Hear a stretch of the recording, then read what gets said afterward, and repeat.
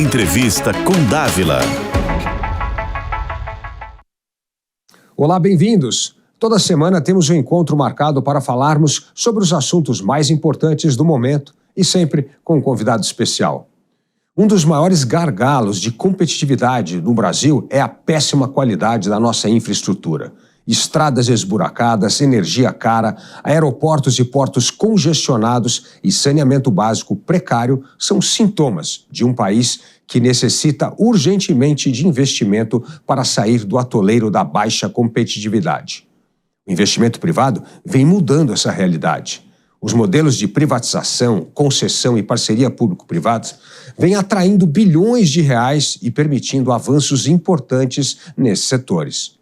E na atual fase de baixo crescimento econômico, o investimento privado em infraestrutura pode ser a tábua de salvação para a criação de negócios, geração de empregos e melhoria da qualidade dos serviços públicos. E para falar sobre esse tema, vamos conversar hoje com Camilo Fraga, fundador e diretor da Hauer, um dos maiores grupos empresariais na área de infraestrutura e que já tem, no seu currículo, cerca de 115 bilhões de reais em projetos modelados. Camilo, seja muito bem-vindo à Entrevista com Dávila. Obrigado, Felipe. É um prazer muito grande estar aqui. Camilo, vamos começar pela esperança. Certamente, investimento em infraestrutura pode ser a boa notícia de 2025. Vários projetos vêm sendo feitos nos estados, principalmente nos governos estaduais. Como você vê essa onda de investimento de infraestrutura? Os juros altos prejudicam ou não? Ou as pessoas estão mais entusiasmadas com os contratos de longo prazo, com os tipos de concessão e privatização? Nós tivemos um ano passado muito positivo da infraestrutura, né? Tanto a pauta federal quanto a pauta dos estados, dos governos subnacionais, também prefeituras, muito aquecido. Então, a curva de juros agora modifica, obviamente, esses projetos para o ano de 25 e para os demais anos, mas a gente acredita ainda muito nesse setor. Houve uma transformação, Dávila, muito grande, principalmente com a criação das debêntures incentivadas, que foi uma mudança econômica, né, financeira, para abater o imposto de renda de quem aplica em infraestrutura. Isso criou um novo mecanismo de financiamento da infraestrutura. Hoje nós temos um número muito superior de investimento privado em relação aos investimentos públicos diretamente em infraestrutura. E boa parte disso se deve a essa mudança das debêntures incentivadas. Então eu acredito que, a despeito da taxa de juros, que obviamente é sempre um problema, ela vai impactar tanto na financiabilidade quanto na tarifa, né, provavelmente, dos projetos, mas nós temos um horizonte ainda bastante esperançoso e de muitos projetos em modelagem e que estão para a execução, para leilão agora no ano de 25. Agora, uma coisa que mudou muito desde a Lava Jato, as obras de infraestrutura foram, na verdade, o epicentro dos escândalos. Perfeito. E depois dos escândalos da Lava Jato, mudaram muito as regras de governança, as modelagens. O que mudou tanto que agora os profissionais entraram nesse jogo e mudaram completamente o panorama do investimento em infraestrutura no Brasil? A Hauer é de 2015, Dávila. Então a gente viveu exatamente esse renascimento, vamos dizer assim, do setor de infraestrutura, não mais dependente dos grandes grupos construtores, né? E sim dependente agora, o que a gente sempre diz, de capital. Não importa em qual área, se o projeto é financeiramente viável e bem estruturado, com capacidade de garantia pelo poder público, esses projetos são viáveis. Esses projetos têm retorno e agora, então, com uma estrutura financeira adequada, eles têm outra estrutura de governança. Essa foi a principal mudança dessa matriz. E uma coisa que acontecia na Lava Jato e não mais tão presente, ou não mais presente agora, é que os grupos não necessariamente estão interessados na obra. Exatamente. Estão interessados na concessão, no projeto de longo prazo. Né? Na operação. Então, para boa operação, melhor o maior investimento, o investimento mais adequado no momento inicial dos projetos e não ficar tendo a importância de construção e de ganhar no início do projeto, que era a marca dos projetos anteriores, antes da Lava Jato. É verdade. Vamos mergulhar nesse ramo da infraestrutura, porque eu acho que tem coisas distintas. Sim. Vamos começar pelas rodovias. Tá. Rodovias, nós tivemos os estados privatizando e com muito êxito, né? O governo federal lá atrás vacilou muito, lembra? Era o menor pedágio e tal, e acabou essas concessões não ficando em pé. E hoje nós temos o governo federal modelando praticamente 16 estradas que devem lançar, pelo menos é o que o ministro Renan Filho disse, neste ano. Então, fala um pouco sobre essa modelagem especificamente de rodovias. Foi o exemplo do sucesso dos estados que acabou modificando a concorrência das rodovias federais ou não? Eu creio que uma ótima coisa que o ministro Renan é mérito da gestão dele também foi a continuidade dos projetos. Uhum. Nós tínhamos muitos projetos em modelagem que foram continuados. Isso é fundamental, porque no final nós não estamos tratando de projetos de governo, nós estamos tratando de projetos de Estado, são projetos de 30 anos. Né? Então, esse é um mérito desse governo. Uhum. A continuidade dessa política. Ocorreram mudanças? Ocorreram ajustes, e que são importantes e relevantes. Né? Um ponto que houve uma mudança crucial, e aí havia sempre uma competição, digamos assim, competição entre aspas, entre a NTT e a Artesp. Uhum. Antigamente eram as duas únicas agências que licitavam leilões de rodovia, né? E a gente tinha o modelo de ANTT com menor tarifa e o modelo Artesp com maior outorga. Uhum. Né?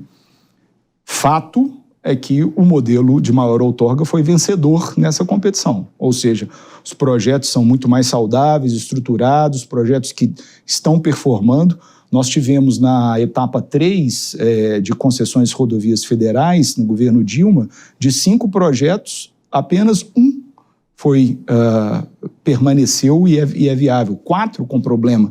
E agora passando por momentos de relicitação. Então, mostra um pouco essa comparação.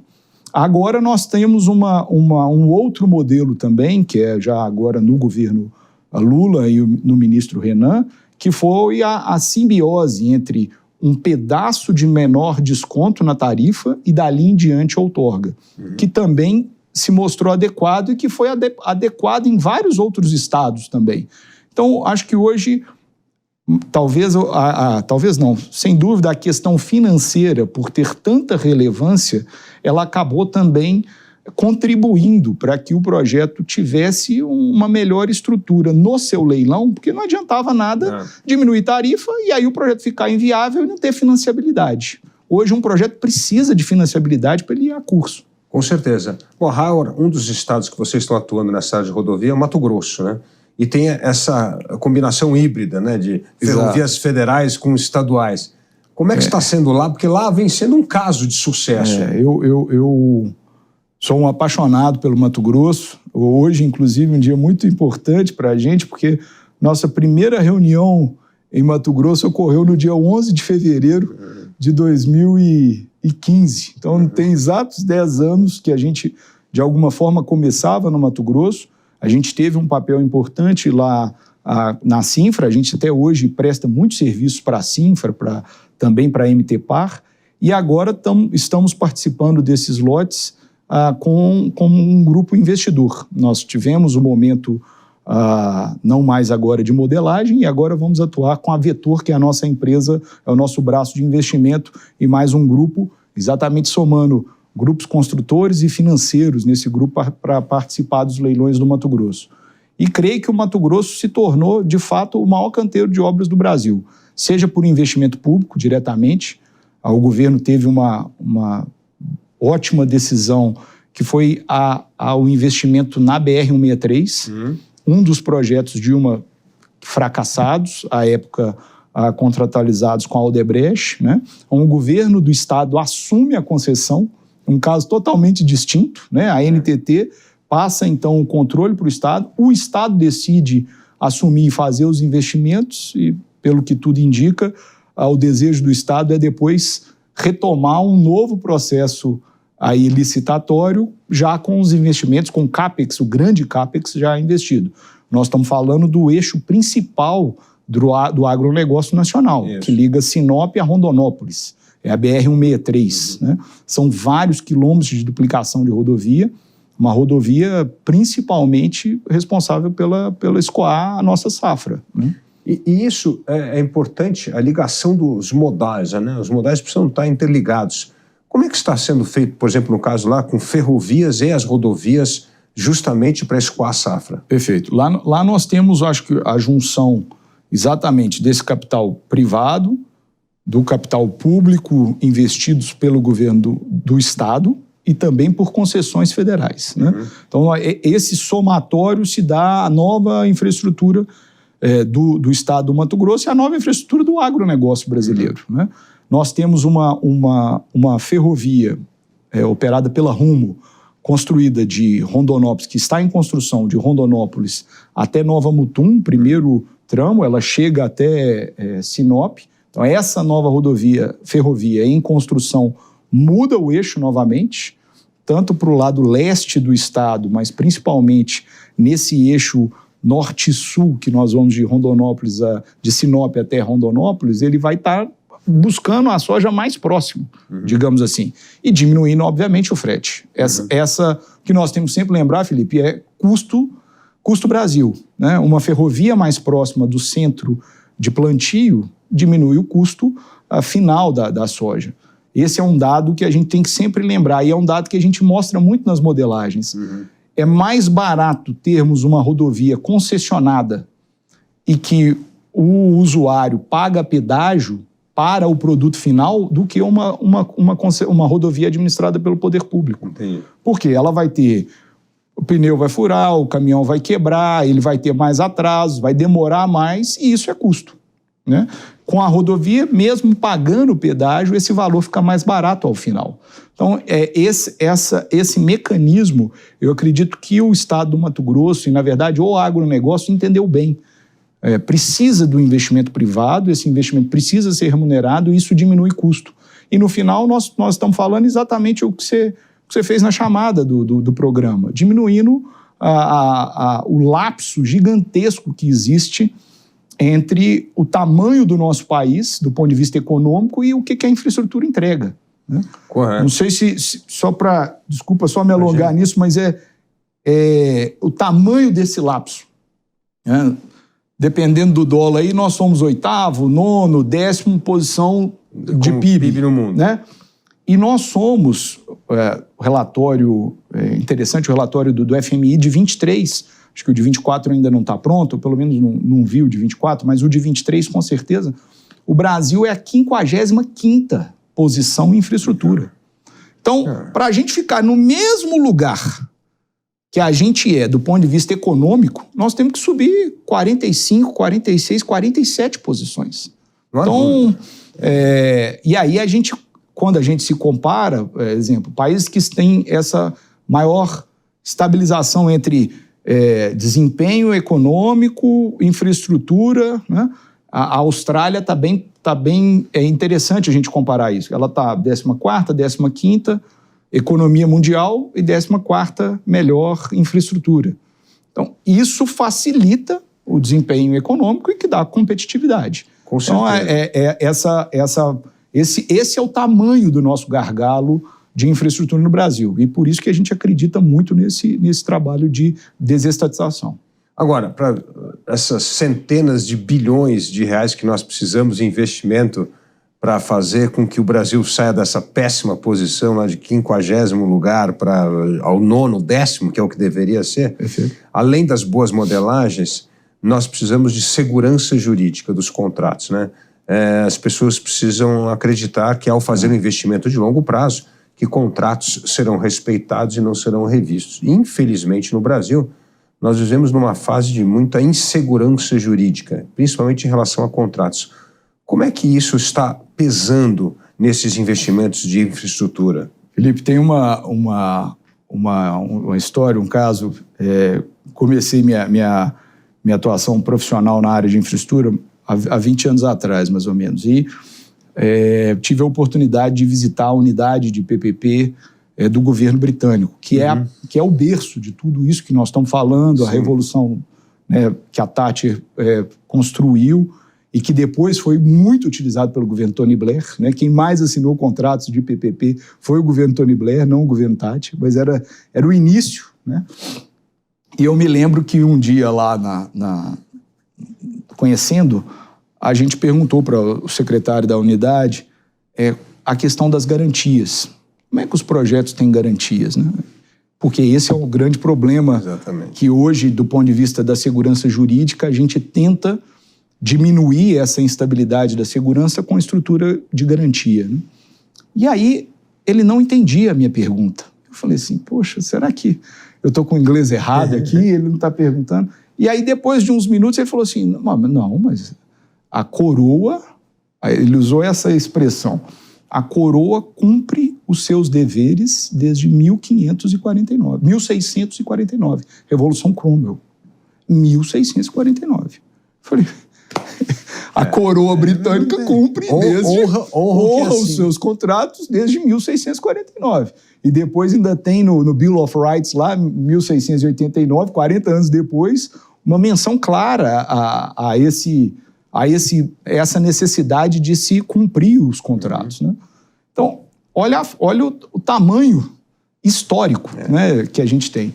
Então, eu acredito que o principal mecanismo hoje, Felipe, são as estruturas de garantia.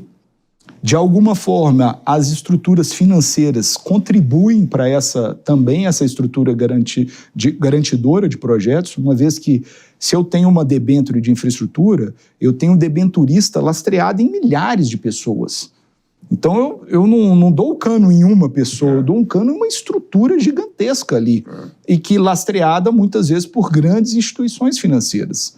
Então, esses mecanismos de garantia, quando a gente tem contratos de concessão comum, né, de rodovia, hoje nós temos já algumas matrizes de risco muito melhores organizadas, onde a gente pode melhor balancear o risco, por exemplo, de tráfego. A mesma coisa de concorrência de modais. É o exemplo que você está dando. Vai chegar uma ferrovia numa rodovia lá no Mato Grosso. Isso vai impactar a rodovia? Claro que vai. E se isso não tiver previsto no contrato, como é que vai ser reorganizado o contrato, né? Então, essas estruturas estão melhores. Acontece o mesmo também, as estruturas, principalmente de risco, né? Elas estão melhores executadas nos contratos de saneamento, por exemplo, né? E a gente tem agora, inclusive, para o caso do saneamento, você ainda não entrou nessa pauta, mas só para falar um pouco, um grande risco que é a mudança da legislação tributária. O saneamento não foi taxado no grupo de saúde lá, né? Não foi qualificado como grupo de saúde, o que vai aumentar a taxação sobre o saneamento, que é uma coisa... Que é serviço, né? Serviço e louco, né? Porque talvez seja uma das políticas mais importantes de saúde que a gente tenha para a população mais carente, que é o saneamento. Mas então, essas melhorias nas matrizes de risco e esse melhor arredondamento, digamos assim, das modelagens, eu acho que com a melhor financiabilidade dos projetos, dão hoje mais estrutura, dão mais garantia aos projetos. Agora, esse pesadelo de recorrer à justiça e ter um final incerto, que é, na verdade, o fulcro da insegurança jurídica, é uma prática que começa não só no mundo, mas também no Brasil devagar, é a questão das arbitragens. Como é que isso está acontecendo com maior frequência nesses contratos de infraestrutura, aceitar a arbitragem ao invés de apelar para a justiça? Eu digo que nós ainda usamos pouco a arbitragem, muito pouco. Essa seria a melhor resposta.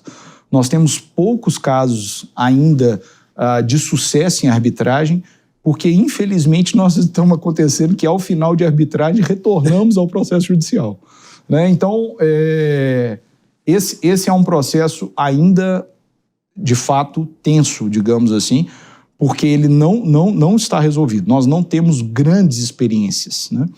Mas, ao mesmo tempo, Felipe, por isso que eu disse, lembrando um pouco, falei sobre o tempo, a estrutura, nós temos pouco tempo de projetos desse tipo. É verdade. Né? Então, temos pouco tempo, há pouco tempo atrás, nós tivemos a primeira vez de uma rodovia relicitada ao final da sua concessão.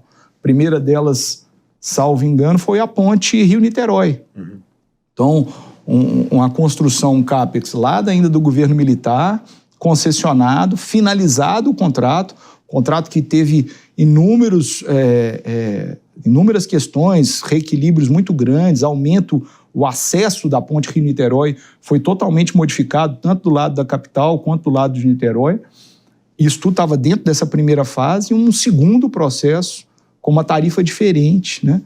Licitada e vencedora com um concessionário diferente. Então, quando a gente vai vislumbrando isso, você mostra que eu já encerrei 30 anos de contrato e iniciou-se agora um novo contrato. A gente tem poucas experiências ainda desse tipo, né? Então, por isso que a gente acredita que o setor de infraestrutura, ou chame também o setor de desestatização, é um setor que tem ainda um caminho muito vasto de investimentos no Brasil.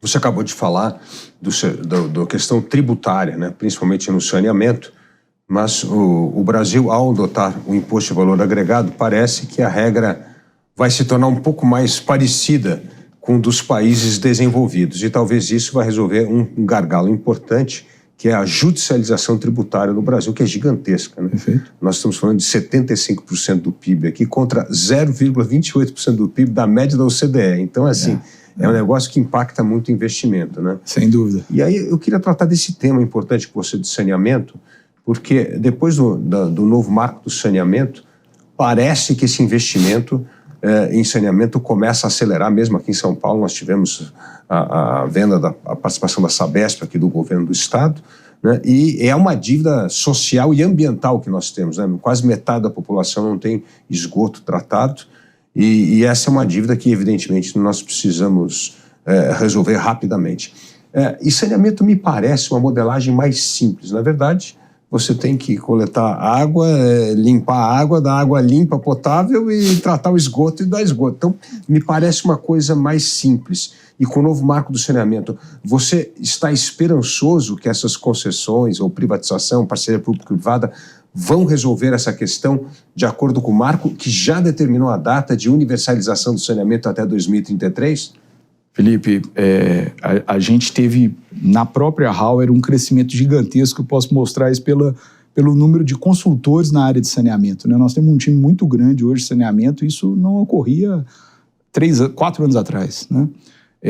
Esse crescimento se deve, sem dúvida nenhuma, pelo marco, né? Isso é inquestionável, é um avanço significativo legislativo brasileiro, mas com impacto real, né?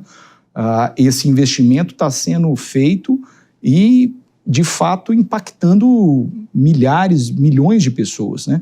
Esse ano de 25, nós vamos ter a primeira vez que o número de concessões privadas de saneamento em número de usuários é maior do que o público. Então, nós já temos essa virada. Então, você vê, olha como é que foi rápido. Foi muito rápido. Né? Esse número, Felipe, salvo engano, posso estar falhando alguma coisa, era mais ou menos 95,5. Ou seja, antes do marco, 95% do saneamento se dava por concessões públicas, companhias estaduais públicas, a grande maioria, seja a Sabesp, a Copasa, CAGES, quaisquer uma delas, né? SEDAI, 95% públicas, 5% privada. Esse ano de 25 a gente já tem uma virada desse número, com um número maior privado do que público. Que coisa extraordinária. Então, e isso nós estamos falando de 2 anos, praticamente, né? Então, acho que isso mostra, primeiro, o tamanho desse mercado, o apetite que esse mercado tem, né? Porque senão você não faria uma mudança tão significativa. E aí é uma pauta que nós temos governos estaduais e governos municipais. Sem dúvida, o papel, no ano passado, do governador Tarcísio, aqui em São Paulo, é o maior projeto de saneamento do mundo. É verdade. Foi a privatização da Sabesp. Essa etapa de desestatização provoca um número de investimentos gigantesco no estado de São Paulo, né? Esse é um ponto. A mesma coisa em vários outros estados, né? CAGES no Ceará, onde a gente tem a oportunidade de ser o verificador independente são 2 contratos de PPP, onde a companhia ainda é responsável pela água e os investimentos privados para o esgoto são responsáveis do concessionário privado, né? Então, SEDAI, né? A própria SEDAI. SEDAI é a mesma coisa, com os 4 lotes. Então, SEDAI, logo depois da Sabesp, um dos leilões, dos maiores leilões de saneamento também. E a pauta municipal. Então, várias companhias estaduais já estão se reestruturando, né, e passando por esses projetos de maior abertura, digamos assim, e as pautas, os chamados SAIs, os serviços de abastecimento autônomo, né? Existe, cada lugar tem um nome, mas é o serviço prestado pela prefeitura aos munícipes. E a gente tem várias aberrações, não tem outra palavra. Gosto muito de dizer o exemplo que a gente teve a oportunidade de atuar como modelador e agora somos verificador independente, que é o projeto de Governador Valadares. Foi o maior projeto municipal do ano de 2023, o maior leilão, um leilão com quase 400 milhões de outorga. O Governador Valadares tem quase 300 mil habitantes e joga 100% do seu esgoto no Rio. 100% do seu esgoto. Não trata uma gota. Que louco. A população toda tem acesso à água? Tem, mas joga 100% do esgoto no Rio. Então, qual que é o problema? Capacidade de investimento para tratar esgoto. Isso custa. Lá, em caso de Valadares, na casa de 1 bilhão e 100 milhões de reais. Nunca o município teria capacidade, pelo seu próprio orçamento, de executar tamanho investimento, né? Então, essas mudanças, e aí um prefeito também vai mostrando ao outro, né, que isso é um problema para a administração municipal. Nós tem a satisfação de participar com você lá do CLP e a gente vê os vários problemas da administração municipal. Você ainda ter também o problema de água, que pode ter uma gestão privada sendo executada e com capacidade de investimento, que é exatamente que o poder, ainda mais municipal, não tem capacidade de fazê-lo, né? Então, esse é um terceiro clique, digamos assim, que está acontecendo e que vai acontecer cada vez mais e que eu acho que nós temos aí alguns anos ainda de investimentos de saneamento também nessa área municipal. Agora, é interessante o modelo chinês, a infraestrutura chega antes do progresso da cidade, né, nos lugares. É a diferença da 55ª posição para a 8ª. A gente precisa crescer muito ainda, né, para chegar no mesmo lugar que a gente está. Mas então, eu fico imaginando alguns setores, por exemplo, o Matopiba, uma região que a fronteira do agronegócio está chegando a uma velocidade incrível, produtividade ganhando muito, entrando já soja e tal. A infraestrutura vai demorar para chegar lá, ou você acha que nesse novo espírito dos tempos, que a infraestrutura vai chegar junto com o progresso do agronegócio nessa região do Matopiba? Tenho certeza que nós estamos atrasados. Absoluto. Primeiro, a estrutura hoje do que a gente chama de Matopiba já ganhou outras siglas. A gente fala muito mais hoje do Matopibapá, porque o Pará também, principalmente sul do Pará, sul do Pará, ali a fronteira com Tocantins, é uma nova área. A Rondônia é uma nova área, inclusive com o leilão agora próximo, o leilão a Vilhena Porto Velho, que é uma grande rodovia federal, e ali nós temos a conexão com a hidrovia do Rio Madeira. Então, olha como é que do ponto de vista logístico também vai se mudando. O Acre começa já também com projetos de agronegócio, com expansão do próprio estado de Rondônia. Então, o agronegócio já está superior ao Matopiba, né? Já saiu. Hoje nós temos duas experiências muito reais, Felipe. A gente faz parte, 2 projetos que a gente teve a oportunidade de modelar e hoje participar, que é um projeto no Piauí, que é a Grãos do Piauí, que é uma concessão de hoje de quase 580 quilômetros, salvo engano. Nossa. 590 quilômetros, mais ou menos, um pouco menos de 600 quilômetros, que liga toda a estrutura sul ali do Piauí, divisa com o Maranhão. Então, você hoje tem ali uma rodovia concessionada que antes ela tinha um problema de falta de pavimentação num pedaço. Então, você fazia a conexão por uma rodovia 90 quilômetros mais longa, porque no meio faltava um pedaço a ser pavimentado. Então, era uma rodovia que tinha uma parte superior, uma parte aqui embaixo, e o meio não tinha pavimentação. Então, foi um projeto de PPP, salvo engano, a 3ª ou 4ª PPP de rodovia do país, tocada pelo governo do Piauí. Começou lá com o governador Wellington e foi sensivelmente aumentada agora com o governador Rafael. Então você vê também que a pauta independe de governo, do tipos de governo. Estamos falando de governo do PT. Nós estamos falando de um governo do PT e que foi muito importante para o agronegócio. Quem anda na rodovia é a safra. Né? A gente brinca lá que a Grãos do Piauí ela não tem nenhum município, nenhuma cidade. Ela liga safra com safra. Que coisa. Né? Ao mesmo tempo, o Maranhão, nós não temos nenhum projeto ainda concessionado de rodovia. E muito do que a gente hoje, os agricultores produzem no Piauí é escoado pelo Porto do Maranhão. Então, é isso que eu estou dizendo. Nós temos ainda locais a serem desenvolvidos e que o agronegócio já está. E aí a infraestrutura tem que acompanhar, porque senão nós vamos ter quebra de safra. Exatamente. Hoje nós estamos com um problema ainda muito grande em uma rodovia concessionada, que é a BR-163 Norte, vamos chamar assim, né? Sinop e Matopiba, lá, desculpa, no Pará.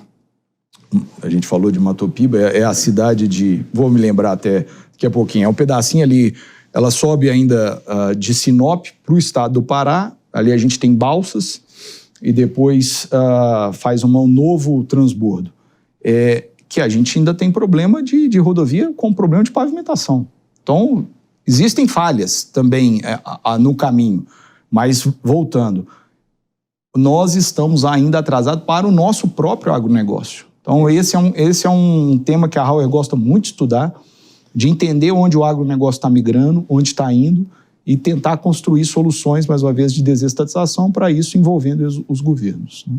Agora, a Hauer vem fazendo modelagem para tantas empresas e tantas regiões. Qual é a expectativa de investimento em infraestrutura para esse ano de 2025?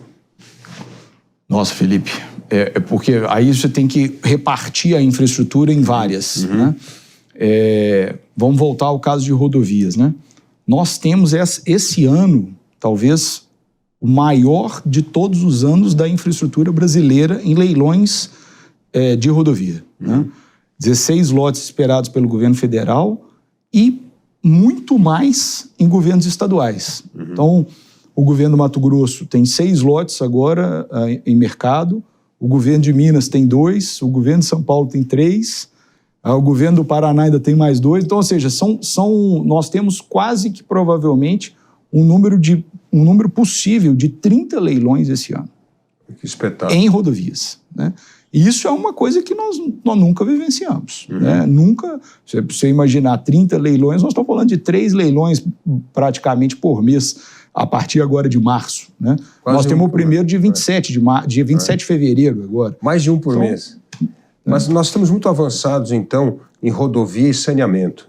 E continuamos atrasados, por exemplo, na questão de portos. Por que portos continua a ser o gargalo tão grande para a nossa exportação? Portos, os portos marítimos, principalmente. Isso. Aí, de novo, a gente retoma o caso do agronegócio, né? E aí a gente tem uma diferenciação dos tipos de embarcações, né? Embarcações graneleiras e embarcações por container, porque elas utilizam rotas diferentes. É importante, talvez a maioria das pessoas pense, para sair daqui, para ir para a China, passa pelo Panamá. O graneleiro não passa pelo Panamá, ele dá a volta na África. Né? O de container passa pelo Panamá. Então, são situações distintas que não, mais uma vez, não atendem à infraestrutura que nós temos, a demanda que nós temos. Né? Eu gosto muito de dar o exemplo, Felipe, que a gente tem ainda, no maior porto da América Latina, que é o Porto de Santos, problemas de calado. Isso é hoje, não estou dizendo não, nós temos problema desse tipo. Já existem alguns navios de 24 mil teus, são 24 mil contêineres de 20 pés. Então você imagina um navio consegue entrar em Santos. De 24 mil, ele não atraca em Santos. Ou precisa esperar a lua cheia para atracar. A maré está alta. Para a maré estar alta e subir e ter calado o suficiente. E você imagina um navio desse tipo, para ele parar em Santos, vindo da Europa, por exemplo, ele começa a frear em Vitória. Nossa. Então, como é que é você parar um navio, falar assim, agora deu a lua cheia, eu vou arrancar o navio e vou aportar. Tamanho de consumo de combustível, e aí no final isso é falta de produtividade e aumento de custo. Né? Porque uma viagem podia ser muito mais rápida, muito mais barata, ela é mais cara e mais longa. É isso que nós estamos falando. E eu vejo que o seguinte, a área de portos ainda não passou pelo choque de desestatização que a parte rodoviária passa ou tem passado.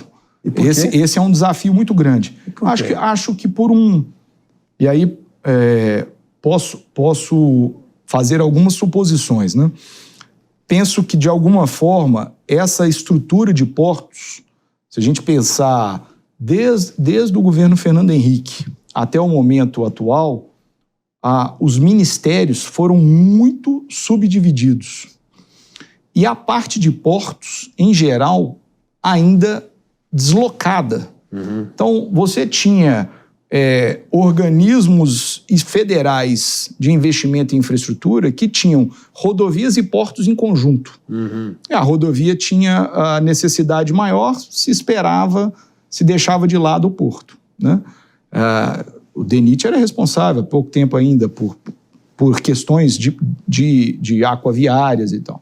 Então, estou só mostrando que também a pauta da organização pública, da gestão pública, fica aquém para a questão portuária. Isso é um exemplo. Né? E agora, essa nova estrutura financeira das debêntures, a estrutura portuária também pode ser acessada. E isso traz outra condição, porque os investimentos em portos são grandes. O CAPEX é um CAPEX relevante.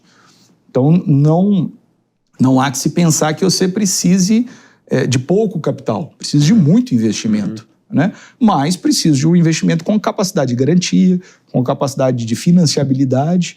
Então, eu creio que esses novos leilões vão ter uma nova agenda. A agenda agora da ANTAQ e do próprio Ministério também indica isso. Houve também um pouco de continuidade nesse trabalho, mas, de fato, a gente precisa ainda muito mais. E você vê onde mais esses potenciais para portos concentrados? Nós temos tanto a questão de Santos, né? Lembrando que hoje, como é que se destina praticamente 50%, 60% da safra do Mato Grosso? Ela vai até Rondonópolis, de modal rodoviário, e uma boa parte vai de ferrovia de Rondonópolis até o Porto de Santos. Então, essa é uma estrutura que já funciona hoje. E aí chega em Santos, eu tenho mais um gargalo. Esse é um ponto. Né? E uma outra parte está subindo para Miritituba, Felipe. Sim. Esse é o nome do município que eu estava me esquecendo. O município de Itaituba, Porto de Miritituba, um porto interessantíssimo do ponto de vista de infraestrutura, porque ele é uma estrutura de rio, né? E são grandes barcaças, balsas, levando essa soja. E aí a gente tem o chamado Arco Norte. Então nós temos Porto do Pará, Macapá, Maranhão, Piauí, também do Ceará, Porto na Bahia. Esse Arco Norte, hoje, já exporta aproximadamente entre 40% a 45% dos grãos brasileiros. Né? Esse também é um que é necessário ter outro tipo de investimento, principalmente em calado. Entendi. Eu acho que se a gente tivesse um direcionamento nacional para resolver a questão de calado, ela já seria um passo fundamental na questão portuária. Bom, vamos tratar de um outro tema importante de infraestrutura, que são os aeroportos. Os aeroportos nacionais já estão mais ou menos arrumados, ou foram privatizados, ou concessão, e deve crescer muito os aeroportos regionais. Você acha que isso está no mapa dos investidores, ou o investimento em aeroportos regionais ainda está patinando o investimento? Como você disse, eu acho que esse é um dos pontos positivos do que foi o evento da Copa do Mundo. Né? Os investimentos em aeroportos foram iniciados principalmente pré-Copa e eles entregaram bons aeroportos. Nós temos aeroportos que concorrem com qualquer aeroporto fora do país, né? Os grandes aeroportos. E aí o que a gente tem que talvez começar a pensar, e a gente está, de fato, iniciando esses projetos do ponto de vista nacional dos aeroportos regionais, é que o aeroporto regional ele tem dois pontos cruciais. Ele é, obviamente, o transporte de pessoas e cargas, mas ele também tem uma questão de saúde pública, Felipe. E isso a gente se esquece. Qual questão de saúde pública? para atendimento a urgências e transplante de órgãos. Então, às vezes, eu tenho um órgão que eu preciso sair do interior e chegá-lo à capital, porque ele tem prazo, ele tem tempo para que ele possa ser utilizado. Se eu não tiver uma malha aeroportuária para buscar esse órgão, eu perco o órgão. Então, esse também é outro lado de um projeto de infraestrutura que impacta na área de saúde, né? E aí, esse é um ponto que a gente ainda não está dimensionando muito adequadamente. Aí estou dizendo, pensando do ponto de vista da modelagem, a gente está pensando muito mais em área bruta locável de equipamentos de aeroportos, né, de venda dessa área, do que pensar também na questão social que é um aeroporto. A gente se esquece disso, graças a Deus, porque provavelmente nunca precisamos dessa utilidade. Mas se você tiver com algum problema de saúde e precisa ser transferido, se você está num aeroporto e acontece algum desastre na parte da noite, o aeroporto não tem balizamento noturno, você não consegue decolar. Simples, ter lâmpada na pista. Nós não estamos dizendo de grandes investimentos, mas isso acontece. Eu acho que esse é um ponto que talvez mesclar mais contratos, eles não vão ser contratos de concessão comum, porque os contratos de concessão comum estão nos grandes aeroportos, mas eles precisam ser com arranjo, provavelmente, de parceria público-privado. O Estado precisa aportar recurso para pensar uma lógica de utilizar o aeroporto como infraestrutura para transporte de carga e pessoas, mas também para a questão de saúde. Essa é uma dobrada que a gente vê ainda pouco. Talvez o governo de São Paulo foi feito um maior número de aeroportos, hoje regionais, né? Nós fizemos, foi um dos primeiros leilões, ainda à época do governo Bolsonaro, 4 aeroportos no Mato Grosso. Então, hoje, Mato Grosso é um estado gigantesco, né? Gosto sempre de lembrar que Minas Gerais, Mato Grosso é 1,5 vezes Minas Gerais em tamanho, né? Então, se você não tiver o transporte aeroportuário, né, é impossível você querer acessar com brevidade, né? Então, hoje já existem aeroportos concessionados também no Mato Grosso, né? Mas precisa de mais. Então, essa mescla aí que eu disse, entre a concessão comum, que seria as áreas que são viáveis, de exploração de áreas locáveis, com o investimento em saúde. Você disse que a Howard já está atuando desde 2015 nesse mercado de infraestrutura, né? Uma coisa fundamental em investimento de infraestrutura é a continuidade de projetos. Não dá para cada vez que mudar um governo jogar no lixo tudo que o outro fez e começar do zero, certo? Esse acordo da continuidade de bons projetos está ocorrendo com maior frequência, principalmente nos estados e municípios? Eu vejo esse acontecimento maior nos estados, Felipe. Isso é mais difícil no âmbito municipal. Dou o exemplo da cidade onde eu moro e onde a sede da Howard, que é Belo Horizonte. Nós tivemos um desenvolvimento gigantesco de contratos de concessão em PPP no governo Márcio Lacerda, né? Governo já há 16 anos atrás, basicamente, né? E depois não continuado com os outros governos sequentes, né? Então, se esqueceu a pauta, né? A pauta já não está mais ali. A despeito hoje ainda de termos os grandes projetos, como o projeto de educação, as escolas, as UMEIs em Belo Horizonte, primeiro projeto de PPP de educação no país, né? E nós temos pouquíssimos, né? Você imagina um país que tem 5.500 municípios e nós não temos 5 contratos de PPP em municípios diferentes. BH, Contagem, São Paulo, Nova Lima, pouquíssimos contratos. Posso estar esquecendo algum aqui, mas não são 10, no máximo, né? E essa é uma pauta que podia ser melhor continuada. Infelizmente, a gestão municipal, a gente tem esse lado um pouco menor. Nos governos estaduais, eu vejo essa continuidade já muito maior, e principalmente porque o assunto infraestrutura deixou de ser uma pauta política. Ela é uma pauta de desenvolvimento social do país, de desenvolvimento do país. E a questão de se ter ou não infraestrutura virou uma questão financeira e de financiabilidade. Então, essa mudança de patamar deixou a política um pouco a reboque. Não me interessa se eu sou um governador do PT, do PSD ou do PL, o problema do agronegócio é igual para ambos, né? Para um lado ou para o outro. O custo do alimento é um problema para um e para outro, né? Então, isso é uma pauta que nos estados, de fato, ela é mais recorrente. E outra coisa, essa continuidade, como você falou, ela já não é mais política, essa pauta já se tornou uma pauta de Estado. Como é a governança? Ela continua na secretaria ou foi criado unidades específicas para gerenciar contratos de infraestrutura? Nós temos os dois casos.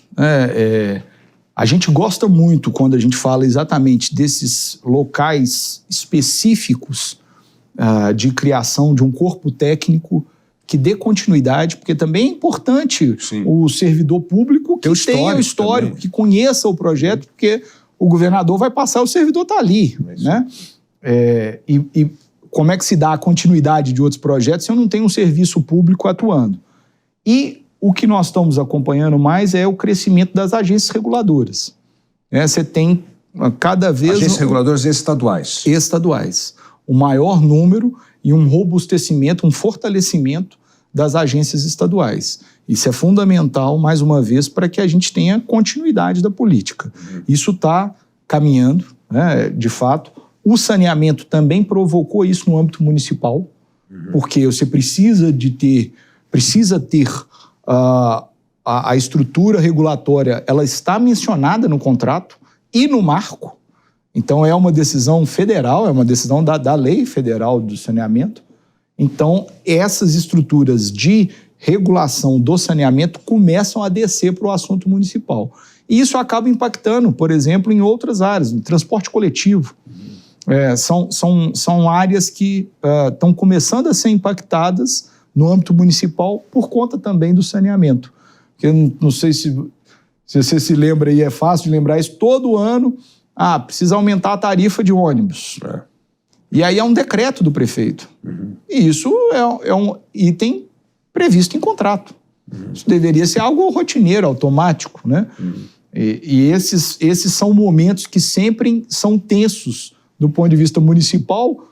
Se a gente tivesse uma presença de uma estrutura regulatória mais robustecida, com histórico, isso poderia ser mais fácil de ser administrado, né? E quais são exemplos de estados com sucesso que já têm essas agências independentes mantendo contratos por tempo, vamos dizer assim, indeterminado, né? por tempo de que vai vigorar esse contrato?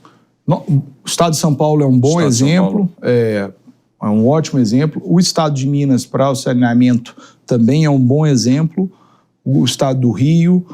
Nós temos um bom exemplo também no governo do Mato Grosso. Foi o governador Mauro trouxe um fortalecimento grande para a AGER, que é a chamada agência lá. O estado do Pará começou agora por ter sua primeira concessão de rodovia. Então começa também o caminho com a atual CEINFRA e a agência regulatória.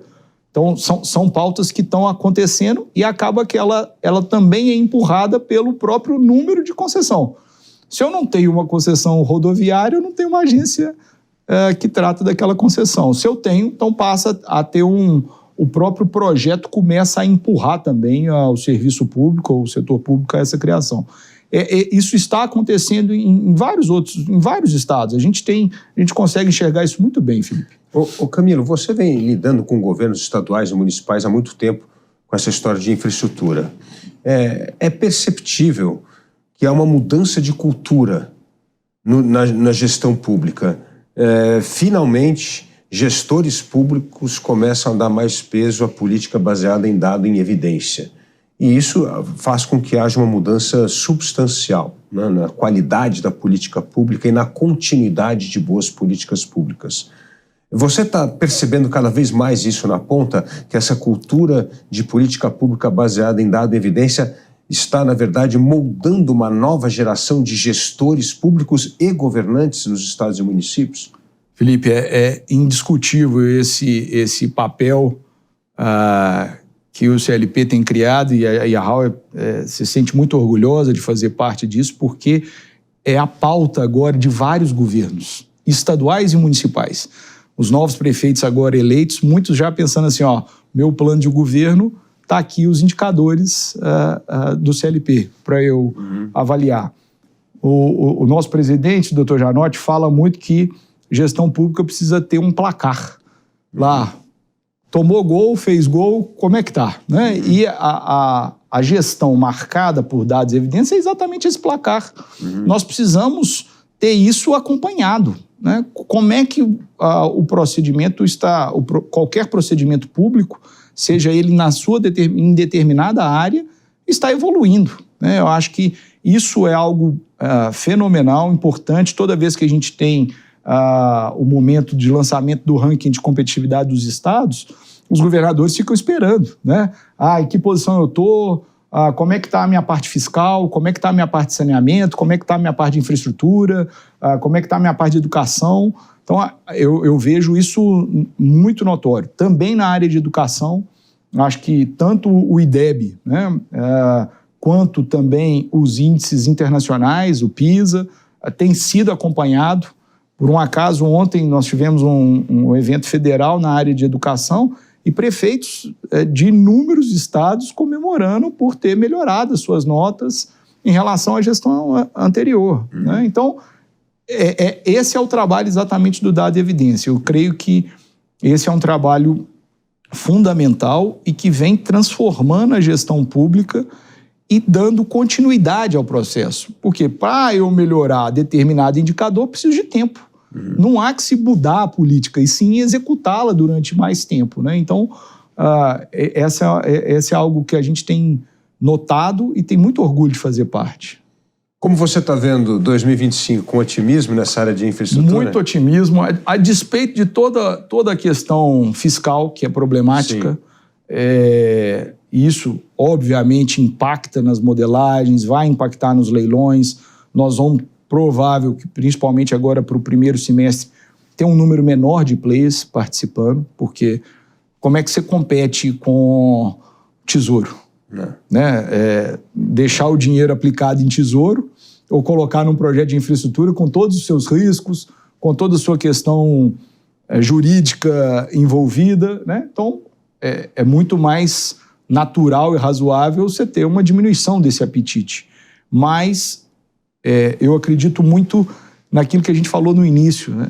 A diferença, o tamanho que o Brasil tem para se desenvolver em infraestrutura é tão grande em áreas... Nós não falamos ainda de energia. Se o Brasil cresce 3% em 3 anos seguidos, nós não temos energia, Felipe. Energia. Então, e mesmo com os avanços de vários governos. Por quê? Porque precisa de mais investimento. Né? Então, essas são áreas que nós vamos sempre tá falando de estar, infelizmente, atrás da nossa necessidade. Né? Nós não estamos, como os chineses, chegando com o desenvolvimento antes ali daquele progresso, daquele crescimento. Nós precisamos muito crescer, então a Huawei tem essa expectativa muito grande. Esse ano é um ano muito festivo para a gente, fazemos 10 anos de empresa, uma empresa que nasceu com servidores públicos saindo do Estado e indo trabalhar na área de estruturação, de desestatização, e passando por esse momento pós-Lava Jato. Né? E acho que temos muita expectativa e muito otimismo para esse ano de 25. Você estava falando da questão de energia, que é o último tópico que nós vamos terminar a nossa conversa, que é o seguinte: o Brasil vem trabalhando muito na geração de energia, né? Principalmente crescendo eólica, solar. Isso vem aumentando bastante. Agora gás também tornou-se uma outra commodity importante, mas ainda nós temos grandes gargalos, né? Principalmente na área de transmissão. Como é que você vê o investimento especificamente nessa área? Eu diria que na área ainda de geração, até um ponto antes, nós temos uma pauta que nós temos que enfrentar, Felipe, e cada dia esse debate tem aumentado e ele está prestes agora a ser tratado, que é a pauta da energia nuclear. Sim. Né? Essa é uma pauta que precisa entrar na nossa agenda, né? Por 2 motivos, tanto pela questão de energia quanto pela questão do fosfato.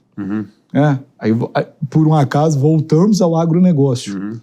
Nós não temos hoje salvo engano, nós não alcançamos 20% da nossa necessidade de fosfato no país.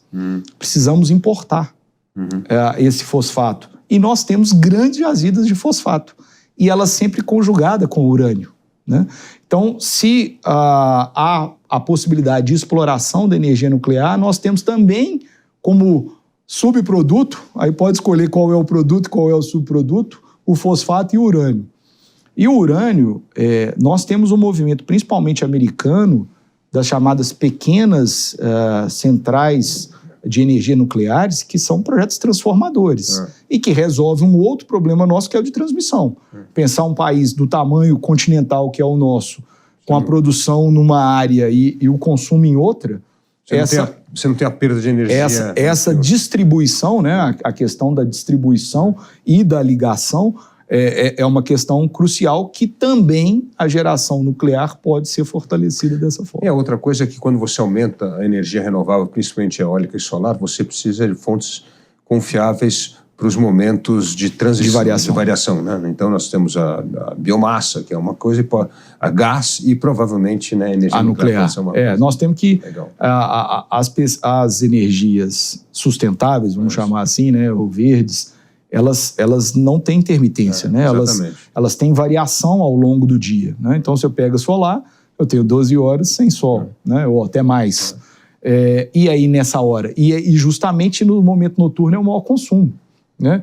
Então, você poderia ter uma outra compensação por outras energias, e aí, quiçá, também a energia nuclear. Essa é uma pauta que a gente tem muita expectativa, primeiro por estarmos lá no governo do Ceará, junto à CAGES, um investimento grande que tem que ser feito é uma adutora de água para levar até o interior a água necessária para o projeto. Esse é um ponto. E, por outro lado, o fosfato lá a ser minerado no Ceará abastece basicamente uma parte grande do Mato Piba. Piauí, Maranhão, o sul da Bahia poderia ficar autossuficiente de fosfato, né, e com pequeno transporte. Então, essa é uma outra área que o Brasil precisa discutir com mais tranquilidade.